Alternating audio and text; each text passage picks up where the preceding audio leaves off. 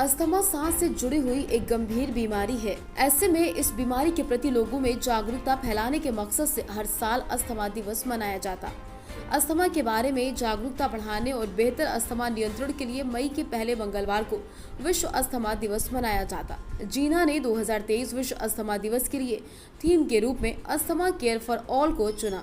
Asthma care for all संदेश सभी संसाधन देशों में प्रभावी अस्थमा प्रबंधन कार्यक्रमों के विकास क्रियान्वयन को बढ़ावा देता। वहीं ग्लोबल अस्थमा रिपोर्ट 2018 के मुताबिक लगभग 6.2% भारतीय, लगभग 74 मिलियन लोग अस्थमा से प्रभावित, जिसमें लगभग 6 से 7% बच्चे। भारत में नॉन इफेक्टिव कारणों से होने वाले सभी मृत्यु का 10% हिस्सा अस्थमा की वजह से होता। आज विश्व अस्थमा दिवस पर किंग जॉर्ज चिकित्सा विश्वविद्यालय के pulmonary and critical care medicine विभाग के विभागाध्यक्ष डॉक्टर वेद प्रकाश के मुताबिक अस्थमा एक आम बीमारी जो दुनिया भर में अनुमानित 34 करोड़ लोगों को प्रभावित करती।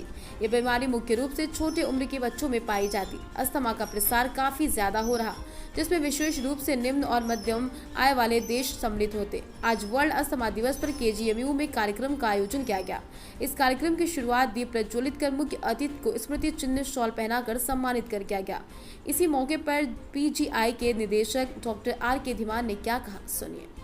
जैसे आपको मालूम है कि जो वर्ल्ड अस्थमा डे है वो फर्स्ट ट्यूसडे मई में हर साल मनाया जाता है और इस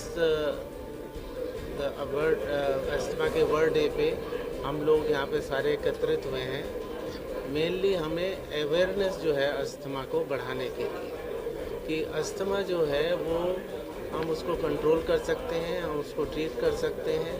अस्थमा की वजह से जो हमारी क्वालिटी ऑफ लाइफ कम होती है, जो हम काम नहीं कर पाते हैं, जो हमारे वर्किंग डेज ख़राब होते हैं, तो अगर हमें सही इलाज मिले, अगर हमको सही इलाज मिले तो ये अपना ज़िंदगी जो है बहुत अच्छे ढंग से निकाल सकते हैं, बिल्कुल प्रोडक्टिव हो सकते हैं कार्य में अपने, और क्वालिटी ऑफ लाइफ भी इम्प्रूव होती है। तो मेरा ये कहना है आज के वर्ल्ड अस्थमा डे पे कि ये खाली जो ट्रीट करने की जो नॉलेज है हम लोगों के पास बड़े बड़े संस्थानों में है, तो हम लोग एक ऐसा SOP बनाएं, ऐसी गाइडलाइंस बनाएं और सर्कुलेट करें हम डिस्ट्रिक्ट लेवल पे और सब डिस्ट्रिक्ट लेवल पे, कम्युनिटी हेल्थ सेंटर लेवल पे, जहाँ पे इसका इलाज जो है पेरिफेरी में जो है, जो अंतिम पंक्ति का अंतिम व्यक्ति है उसको भी मिल सके। वही पल्मोनरी विभाग के हेड डॉक्टर सूर्यकांत ने कार्यक्रम को संबोधित करते हुए क्या कुछ कहा, देखिए रिपोर्ट। दोस्त है वो दुश्मन नहीं है या वो एडिक्शन नहीं है। एडिक्शन एक दूसरी चीज होती है।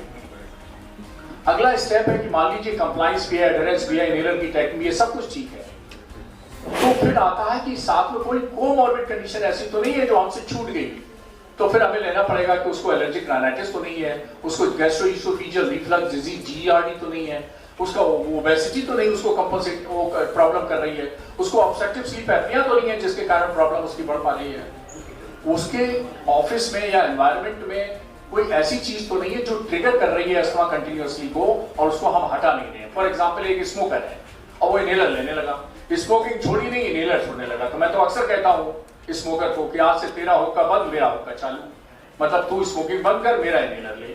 अब वो स्मोकिंग भी कर रहा है, उसकी चॉइस इनहेलर भी ले रहा है, तो ये मरीज डिफिकल्ट टू ट्रीट कैटेगरी में आ जाएगा। तो इसलिए सुनिश्चित करिए कि उसने स्मोकिंग बंद कर दी है। घर में कुत्ता बिल्ली पले हुए हैं और इनहेलर ले रहा है, अरे भाई पहले कुत्ता बिल्ली हटाओ तब आपका इनहेलर काम करेगा। इस तरह की चीजें सब देखनी चाहिए, उसके बाद difficult to treat asthma declare करना चाहिए।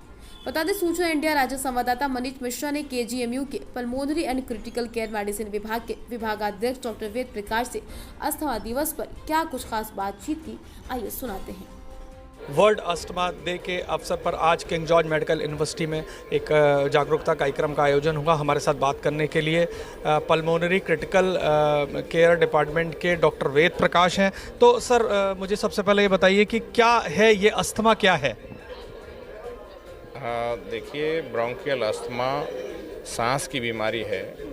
वायु मार्ग अवरुद्ध हो जाने की वजह से सांस लेने में तकलीफ होने लगती है। मई के पहले मंगलवार को हर वर्ष ये वर्ल्ड अस्थमा डे मनाया जाता है और इसी को मनाने के लिए आज 2 मई को हम सब लोग यहाँ एकत्रित हुए हैं। बड़ी संख्या में बच्चों का स्कूल मिस होता है, इसकी वजह से बड़ी संख्या में लोगों का काम मिस होता है, काम पे नहीं जा पाते हैं।